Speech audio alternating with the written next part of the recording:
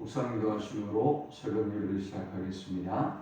하나님 은혜와 사랑에 감사합니다. 우리에게 새날을 주시고 예배케 하심을 감사합니다. 오늘 이 하루도 주님과 동행하는 하루, 또 주님을 기쁘시게 하는 하루가 되도록 인도하여 주옵소서. 주의 이름으로 모이는 시간마다 초소마다 주의 임재와 주의 영광과 주의 은혜와 진리로 충만한 시간이 되게 하여 주옵소서. 이 어두운 시대에 주님 빛을 발견하게 하시고 또 생명을 발견하고 길을 발견하는 은혜의 하루가 되도록 하나님 역사하시고 축복해 주옵소서. 예수님의 이름으로 기도합니다. 아멘. 찬송 435장 드리겠습니다. 나의 영원하신 기여 생명보다 귀하다. 나의 갈 길 다가도록 나와 동행하소서. 주께로 가까이 주께로 가오니 나의 갈 길 다가도록 나와 동행하소서. 세상 부귀 아니함과 모든 명예 버리고 험한 길을 가는 동안 나와 동행하소서. 주께로 가까이 주께로 가오니 나의 갈 길 다가도록 나와 동행하소서. 어두운 곳 작지나가며 험한 바다 건너서 천국 문에 이르도록 나와 동행하소서. 주께로 가까이 주께로 가오니 나의 갈 길 다가도록 나와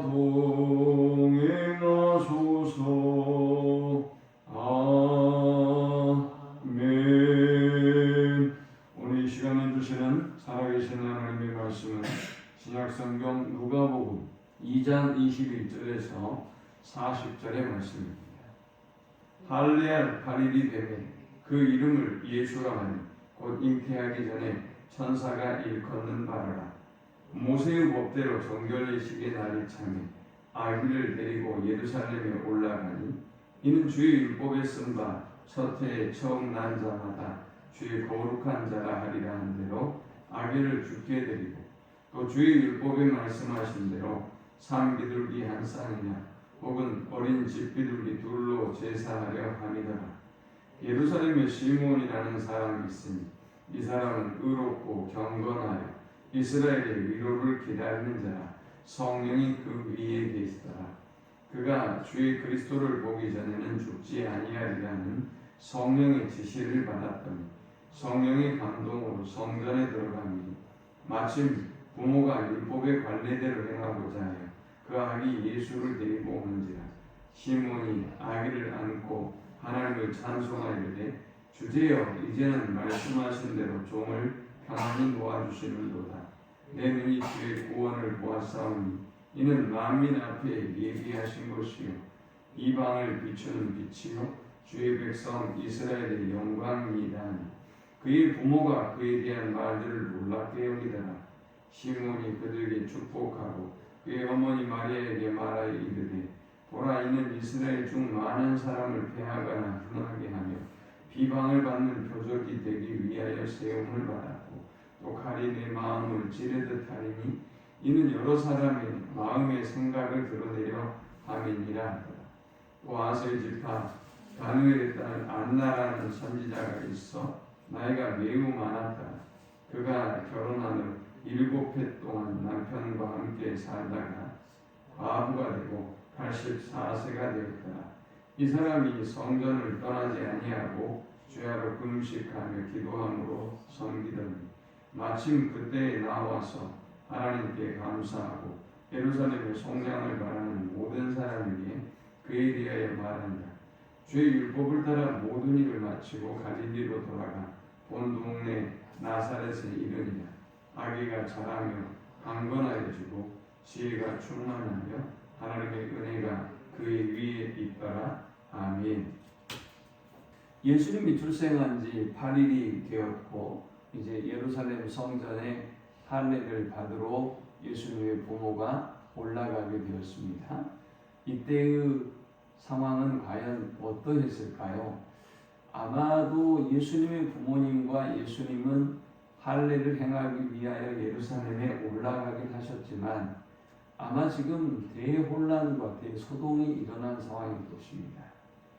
남자를 알지 못한 마리아가 아이를 낳았고 그리고 요셉과 정혼한 상태에서 이 아이가 태어났기 때문에 아마도 세상의 사람들은 또 그의 부모나 주변의 사람들은 아마도 이들에 대한 비방을 그리고 이들에 대한 공격을 또 모욕을 아마 수군수군됨이 아마 이 가정에 있었을 것입니다. 아마도 굉장히 위축되어 있을 상황이고 또 사람들에게 자신의 이야기들을 감추고 싶고 숨어 있고 싶은 그런 상황이었을 것입니다.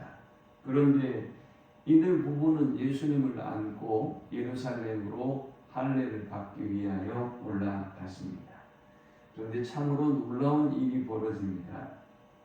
25절에 시므온이라고 하는 사람이 등장합니다. 이 사람이 아기 예수님을 알아보는 것입니다. 예수님이 장성한 게 아니에요.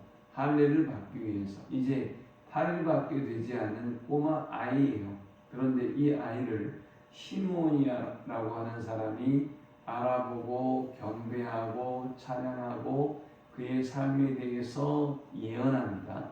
그리고 또 마리아에 대해서도 예언합니다. 시므온은 과연 어떤 사람이었을까요? 25절에 보니까 그는 의롭고 경건하고 이스라엘의 위로를 기다리는 자라 성령이 그 위에 계시더라. 그가 주의 그리스도를 보기 전에는 죽지 아니하리라 하는 성령의 지시를 받았더니 했습니다. 우리는 이 본문을 통해서 첫 번째 영적 교훈을 얻을 수 있습니다. 이 본문이 주는 첫 번째 영적 교훈은 하나님은 위로와 소망의 때를 기다리는 사람을 만나주신다라는 것입니다. 이 시몬이라고 하는 사람은 구약의 메시아의 사상을 잘 알고 있었고 또 오랫동안 그 메시아를 사모하고 기다리고 있었던 사람입니다. 이스라엘의 위로를 기다리는 자라 주의 그리스도를 보기 전에는 죽지 아니하리라는 성령의 지시를 받았고 그리고 오랫동안 주의 오심을 기다리고 있었습니다.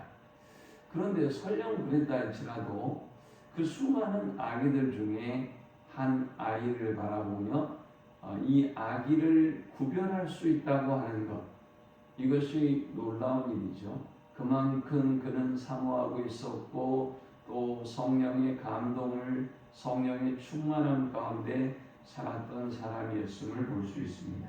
그래서 이 아기 예수님을 보고 금세 알아보게 되었던 것이죠.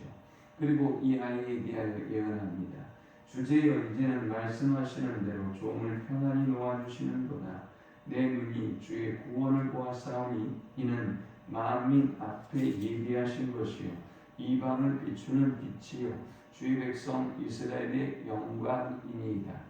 이 아이가 어떤 아이인지 그는 예언합니다. 그리고 그의 부모들은 깜짝 놀랍니다. 아니 그렇지 않겠습니까? 이제 갓난아이를 데리고 왔는데 이 아이에 대해서 예언하고 경배하는 모습을 보니 얼마나 놀랍겠습니까? 시몬은 그들을 축복합니다. 34절에 시몬이 그들에게 축복하고 그의 어머니 마리아에게 말하여 이르되 보라 있는 이스라엘 중 많은 사람을 패하거나 흥하게 하며 비방을 받는 표적이 되기 위하여 세움을 받았고 또 칼이 내 마음을 찌르듯 하리니 이는 여러 사람의 마음의 생각을 드러내려 함이니라 하더라 했습니다. 앞으로 예수님이 걸어가는 길 그의 고난에 대해서도 이야기하고 있고 마리아가 겪게 될 마음의 고통과 아픔도 예언하고 있습니다. 우리는 하나님을 사모하고 또 하나님의 위로를 기다리는 삶을 살아야 할 것입니다. 그러면 우리는 이 시므온처럼 하나님의 놀라운 위로를 또 하나님의 응답을 경험하게 되는 것입니다. 우리의 평생 사람의 위로나 세상의 위로나 또 세상의 소망을 두지 아니하고 하나님의 위로를 기다리고 하나님께 소망을 두므로 하나님의 위로하심 또 하나님의 충만케 하심을 경험하고 살아가는 우리 모두가 될 수 있기를 축원합니다. 두 번째, 우리는 이 본문을 통해서 주의 위로를 바라며 사모하는 사람을 만나 주신다라는 것을 깨닫게 됩니다. 하나님은 하나님의 위로를 사모하고 하나님의 위로를 바라고 또 하나님의 위로를 간절히 기다리고 사모하는 사람을 만나 주시는 것입니다. 36절에 보니까 또 아셀 지파 바누엘의 딸 안나라는 선지자가 있어 나이가 매우 많았더라. 그가 결혼한 후 7해 동안 남편과 함께 살다가 과부가 되고 84세가 되었더라 했습니다. 이 사람을 선지자라고 했습니다. 이 안나라고 하는 여인을. 이 사람의 나이는 약 103세에서 105세가량으로 추정이 됩니다. 12살에 결혼을 했다고 할지라도 7년을 살았다면 19 아닙니까? 그리고 84세가 되었어요. 과부가 되고 84년이 되었다 이 말이에요. 그러니까 추정컨대 약 103에서 105세 정도 되지 않았을까 이렇게 추정하고 있고요. 이분을 선지자다 이렇게 부르는 이유는 그가 아마 성전에 머무르면서 예언하는 일을 했기 때문에 그리 불렀을 것이다 라고 보고 있습니다. 그는 어떤 사람이냐? 그는 성전을 떠나지 아니하고 주야로 금식하며 기도하고 섬겼던 사람입니다. 경건한 사람이라는 것이지요. 38절에는 마침 이때에 나와서 하나님께 감사하고 예루살렘의 속량을 바라는 모든 사람에게 그에 대하여 말하니라 했습니다. 여기 예루살렘의 속량이라고 하는 것은 이스라엘의 해방을 의미합니다. 그러니까 지금 이스라엘이 로마로부터 억압을 받고 있고 착취를 당하고 있는데 얼마나 고통스럽겠어요? 얼마나 독립을 자유를 원했겠습니까? 그런데 역시 안나도 그런 사람 중에 한 사람이었겠죠. 그리고 그 메시아를 기다리고 있다가 그가 만나게 된 것입니다.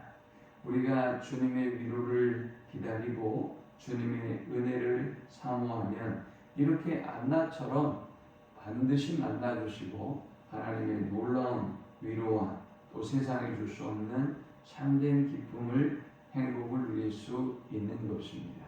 하나님의 위로를 기다리고 또 하나님을 사모하는 안나처럼 사모하는 또 이스라엘 백성처럼 사모하는 우리 모두가 되시기를 축원합니다. 마지막 세 번째 우리가 이 본문을 통해서 얻을 수 있는 영적 교훈은 하나님을 만난 사람은 그를 찬양하고 증거하는 삶을 살 수밖에 없다라는 것입니다. 본문에서 시므온이 이 주의 아기 예수님 앞에 경배하고 찬양하고 아기 예수님에 대한 예언을 했어요. 또 안나도 마찬가지입니다. 안나도 38절에 보니까 마침 이때에 나와서 하나님께 감사하고 예루살렘의 속량을 바라는 모든 사람에게 아기 예수님에 대하여 말했다 이렇게 쓰고 있어요. 이렇게 예수님을 만난 사람은 예수님을 찬양하고 경배할 수밖에 없고 예수님을 증거할 수밖에 없는 것입니다. 올 한해도 우리 모든 성도들이 이렇게 시므온처럼 안나처럼 경건히 주님의 역사하심, 주님의 구원, 주님의 능력을 사모하고 또 주님이 우리의 삶 가운데서 임하셔서 역사하심을 경험하고 누리고 그리고 찬양하며 전하는 삶을 사는 우리 모두가 되시기를 축원합니다. 하나님 감사합니다. 귀한 말씀을 통해서 위로받게 하시고 또 하나님을 향한 사모하는 마음을 더하여 주심을 감사합니다. 우리가 어떤 처지와 형편에 있든지 하나님의 구원을 기다리고 하나님을 사모하고 경건한 삶을 살아감으로 주님을 만나고 주님으로부터 임하는 그 위로와 기쁨을 누리는 저들이 되게 하여 주옵소서. 예수님의 이름으로 기도합니다. 아멘. 지금은 우리 주 예수 그리스도의 크신 은혜와 성부 하나님의 극진한 사랑과 성령의 인도 보교통 충만케 하심, 시므온처럼 안나처럼 오직 주님만을 기다리고 주님의 구원을 사모함으로 주님의 능력을 경험하고 주님을 만나는 복된 삶을 살기를 소망하는 모든 주의 백성들의 머리 위에 이제부터 영원토록 함께 있을지어다. 아멘.